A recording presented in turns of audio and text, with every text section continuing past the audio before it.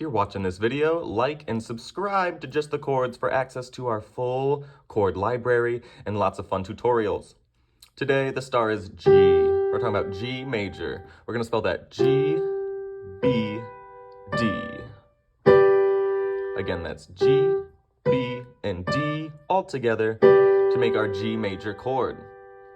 If we want to add a second, we just need the second note up from G, which is A. G to A, add that to the chord, G, A, B, D. Some lovely color there. If it's a G4 or G suspended, we need to get rid of that third note suspended up a half step to the C. So we'll have G, C, D. There we go, G, C, D. Leaves us wanting more. That's our G suspension or G4. If they ask for a G5, we need just G and D together. G and D, that's our G5 power chord.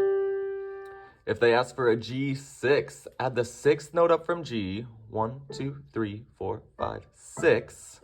All right, onto the major chord. We'll spell that G, B, D, E. That's our G6, G, B, D, E. Like a G6. And the last one, G7, give us a G, B, D, and then we need the seventh note up from G, which is F. Still a whole step away from G, G, B, D, F, gives us our jazzy G7. Play on.